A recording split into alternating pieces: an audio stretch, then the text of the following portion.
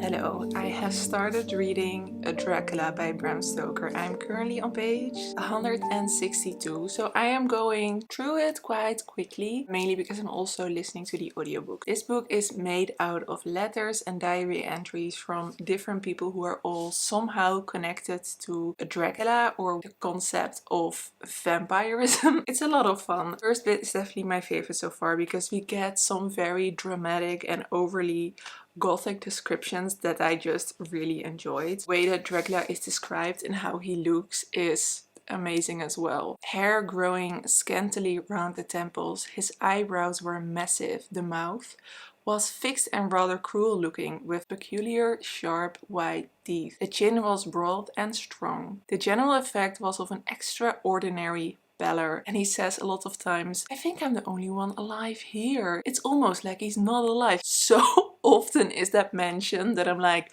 very subtle, but maybe to me that feels very not subtle because I know the concept of Dracula, which of course to a Victorian reader they did not. Like he says things like this on page 28. I fear I am myself the only living soul within the place. And there are like these vampire tropes that come back a lot. For it amazed me that I had not seen him, since the reflection of the glass covered the whole room behind me. So of course he doesn't have a reflection. I drew away and his hand touched the string of beads which held the crucifix.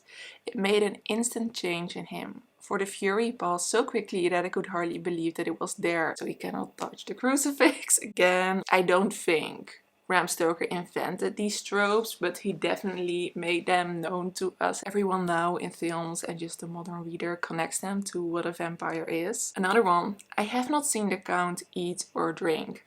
again, this happens in the first 30 pages and I love that so early we get all these vampire tropes. I'm enjoying the variety of characters. It really creates this mystery. I do have to say I watched the 2020 Netflix version of Dracula, which it's a story in itself, but I'm noticing how true it is to the book, and therefore a lot of mysteries in a book I kind of think I know the answers already because I've seen that adaptation, which I don't really mind it. I think because of that it's a bit easier for me to read and I can make connections easier. So I don't mind it, and I like that there's still a bit of mystery. I'm liking it. That's good. That's good. I also started Jamaica Inn by Daphne du Maurier, and this is one of the most heavy Gothic classics I have read so far. First 3 pages is just describing extreme rain. Our main character loses her mother and she goes to her aunt, who together with her husband runs Jamaica Inn. We follow Mary, who travels to Jamaica Inn.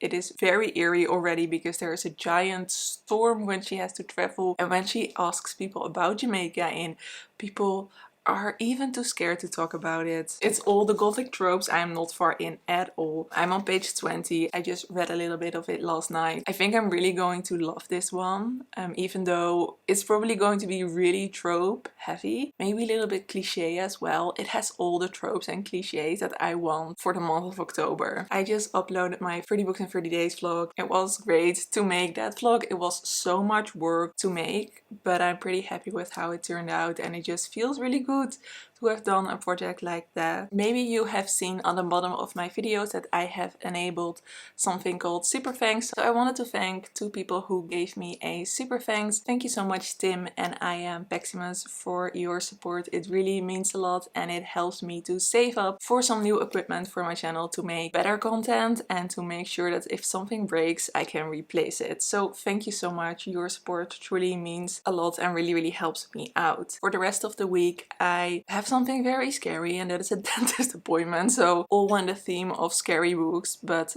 they have to remove my wisdom teeth. So depending on how bad that is, this vlog might go up a little bit later if I do 0 reading because I'm in a lot of pain. We'll have to wait and see. Now I think I will listen to more of Dracula. On embroidering these pumpkins.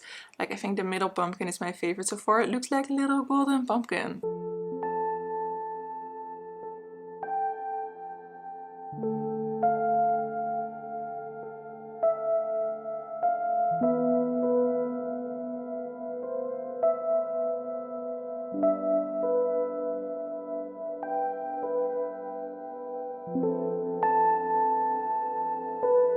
It is first day today and my dentist appointment went quite well. It wasn't a big deal at all. I'm not in a whole lot of pain, so I was able to do some reading, luckily. So I had not planned a lot of things for this week because I knew that there was a possibility I would have to cancel it all because of the dentist appointment. So when I was feeling quite well, of course there were a lot of things that I could do. So I decided to do something that I have been wanting to do for a while. It's been in my head, I have designed it in my head, but I've just never done it. And that is to make a book nook. Because I decided to do it on a whim, I had to do it with craft supplies that I already had. So some leftovers from other projects, and I made these little things. It's not like the book nook where it looks like a book spine. This was a box that I had left over, so I decided to just use that. And I made a witchy bookshop with like a magic door that you can get into the witchy bookshop. It made me really happy yesterday while making that. It was a lot of fun. And I listened to a big chunk of Dracula whilst I was doing that. I don't know if I have any new thoughts on this book because it basically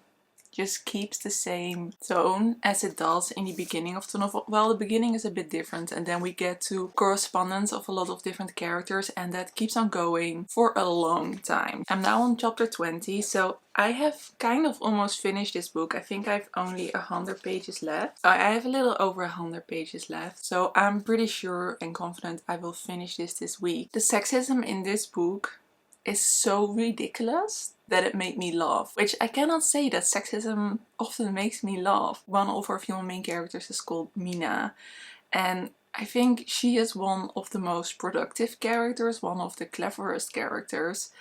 And all the men are constantly underestimating her, actively keeping her out of their research. And we can just see that privately she is frustrated and depressed because of this, but not outwardly towards those men. Especially Dr. Van Helsing. I like Dr. Van Helsing in this book because he is part of some crazy theories, some crazy plot lines. He is very enjoyable to read. He is so stupid when it comes to women. Honestly, he knows nothing, and the things he says about what Mina can and cannot do to spare her. Dude, really? It's so ridiculous that it makes me laugh. I feel that the intention is also to make it ridiculous because it is so ridiculous. I am enjoying this, and this book is so much more gruesome than I thought it would be. I feel shocked from a Victorian perspective. There is grave digging, there is beheading, there is murdering, kidnapping, and it's all explicit. I am thoroughly enjoying that. I think it's going to be a 4-star. It will not be a new favorite Victorian novel. When it comes to Dracula, you have a group of people who hate it and you have a group of people who love it, and there's a lot of people in between as well. I think I will be in a group of people who love it, but I still have 130 pages to go, so let's just see how this story wraps up. Then I have also been reading, of course, Jamaica Inn. I'm a little over halfway through for this one. I'm on page 177. This is a more difficult one to tell you how I feel about it because I feel extremely connected to the characters, which is good, which is something I am used to experience while reading Daphne du Maurier. The plot, like if I would summarize the plot, it would be great, it would be very engaging, but I think the way that it is written, even though I really like the atmosphere, I'm not sure how much I like reading this book because it feels very slow and I have trouble concentrating. I have to reread pages sometimes. And I feel like that is not really a good sign when you're reading a thriller, because I think in its core this is a thriller. Halfway through the book something happens that you're like, oh, I don't know how this is going to end. I do not know how this book is going to end. Knowing Daphne du Maurier, it's not going to end well. I don't think I've ever read any Daphne du Maurier where the main characters lived happily ever after. That is just not her style. So yes, I am scared for Mary, our main character. This is one of those books that, depending on like the last 100 pages, this could be like a 3-star or like almost a 5-star if it like shocks me in the right way. And if you can like reflect back on the beginning of the novel and you feel like everything, all the slowness of the novel had a purpose. Daphne du Maurier always surprises me. I have read Rebecca, My Cousin Rachel, and a short story called, oh, The Breakthrough was a short story by Daphne du Maurier, and she always surprises me. I'm keeping an open mind on this book. I'm saying the vibes are immaculate, but I want a little bit more, so I don't know yet. I'm really enjoying my spooky books. I'm really looking forward to reading more contemporary spooky books as well later this month. I'm living for the creepiness, for the spookiness. It's making me really happy. We did some book shopping last week and I think we're going again on Saturday, not to buy a massive amount of books, just to browse the second-hand book collection. It feels very indulgent, but also life is just going well now. And I honestly just want to enjoy it because we had a very stressful period, and I know we have some things planned for later this year and beginning next year that will be stressful, that will be exhausting. Knowing that we have like October and November to just kind of live our lives, I do feel like being a bit indulgent and just doing things that feel fun. I feel like with chronic illness I'm so not used to life being good, and that, I know that sounds a bit depressing, but there is always some flare-up, some health issue that just prevents me from just living my life without constant worry and constant navigating of things. And even though my health is not good, it will never be good. I feel like I will jinx it, but the last couple of months it's becoming more reliable. I have to cancel less often, I'm having less migraines. Even though my chronic fatigue will never be gone, I am more able to do fun things. So I feel like I just want to fully enjoy that. And if that means I'm going to the bookstore every weekend, then I'm going to the bookstore every weekend. I really don't care. And I would love to do something for Halloween this year. So I've been Googling a little bit if there are like any events, because I know last year they had like this big spooky parade in the city center that like apparently traumatized children because they didn't really warn parents not to take their children to the city center for that. Like, that is not okay, of course, but I would have loved to have been there, but my health was definitely not up for that last year, and I don't think they will do it again.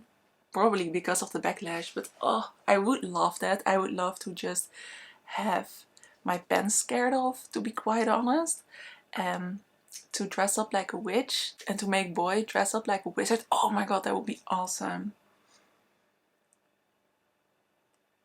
Okay, well, I'm going to stop talking now and make plans. I have finished Jamaica Inn. I finished it yesterday evening during some reading sprints that Petra was hosting for Victober, and like a true rebel, I wanted to finish this instead of starting with some Victorian literature. This is a Daphne du Maurier in which the last 50 pages are so eventful that I went back and forth with how I feel about this book. I think it is a 3.5 star. If I compare it to the other novels that I've read by Daphne du Maurier, that this is definitely my least favorite so far. It has the atmosphere, it has engaging characters, but character motivation is at times questionable for me. The pacing of the plot is a little bit off as well. There were a few actions by characters of which I was like, is there a specific reason why you need to do this? Why this extremely tragic thing needs to happen? Because this book has some really gruesome parts, some really tragic parts that I found hard to read at times. From a book from 1936, there are some really gruesome, detailed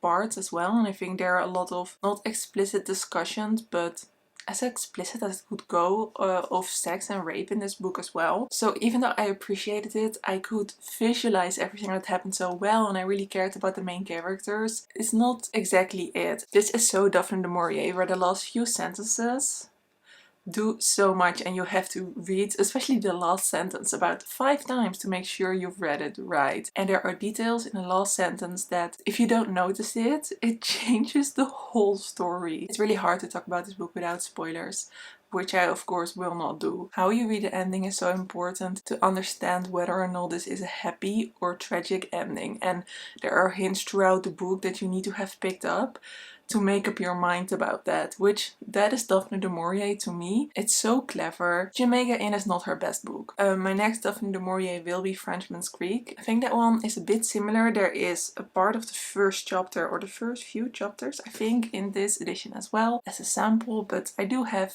Frenchman's Creek too. I listened to a little bit more of Dracula, and I have, let's see, I have 2.5 hours left of Dracula, so I will finish that today and come back to you tomorrow, because it's Saturday today and I want to upload this vlog tomorrow. But I will definitely finish Dracula today, which that one is boggling my mind as well. I don't usually gravitate a lot towards Gothic classics, but they're more shocking than I thought they would be. There is one thing I think in Gothic literature in general that always disturbs me, or disappoints and worries me, I think is a better way to say it, because it's not like fun Gothic disturbing, because ableism and racism is such a massive part of these books in the way that a villain comes to be. Of course, we have Dracula, who is clearly the villain of Dracula.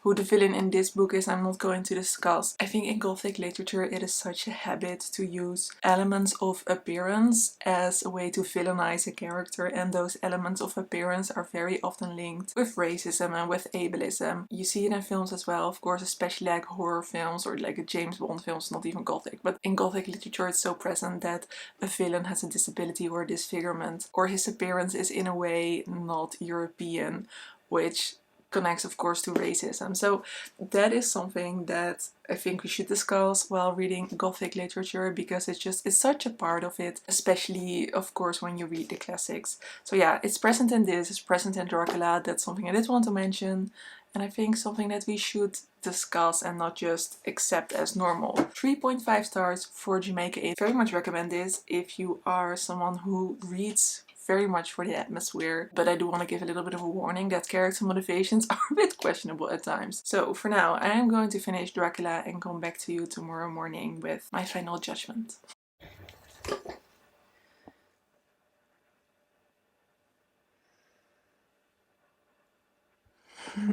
Oh, this ending was so good. It was so satisfying, so engaging. Oh, I enjoyed this, but also, how is this not a comedy? This was so funny to me. This book is 50% funny, 50% adventurous. No, I'm going to make a better calculation. This book is 50% funny, 40% adventurous, 10% creepy. I'm not sure if this is supposed to be funny, but it was hilarious to me, especially the way that all the male characters treat Mina. I have heard people say that in this book, vampirism is like a metaphor for sexual desire. With that point of view, looking at the way that the men view Mina is just, it's hilarious. It is so ridiculous and stupid, and all of these men are so incompetent. They go on this quest to defeat Dracula, and very often they are discussing whether or not they should subject Mina as a woman to all of this. But the only person who actually makes really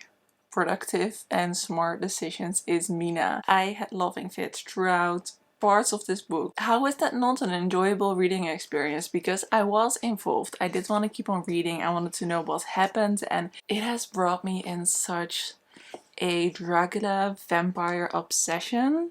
And now I just want to watch all the adaptations. There are definitely a lot of slow parts. I really enjoyed listening to the audiobook. I don't know how I would have liked this book if I had read it purely physical. Definitely would not have read it in a week. That I do know for sure. Because the format of the book, that everything is in diary entries and letters, or mainly I believe diary entries and a few telegrams. For me, that's never really the most engaging way to read a book, because you switch perspectives so often. But Van Helsing, honestly, he is one of my favorite characters because the man is just so ridiculous. I need Lucy to finish this book so we can talk about it in a spoilery way. The way that he does certain things, he is so funny. Is he meant to be funny? What do you think? If you read Dracula, do you think Van Helsing was supposed to be funny? Or is he just funny to us now? Also, I'm watching outside and there's like a full bright moon, which I feel like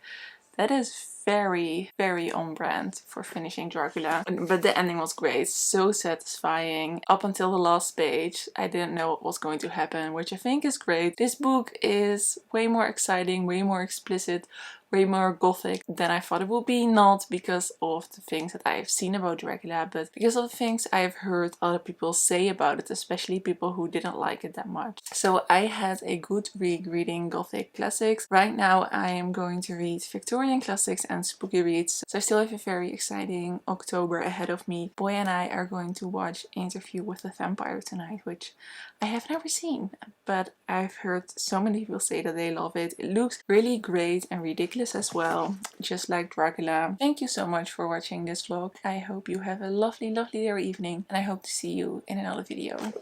Doei!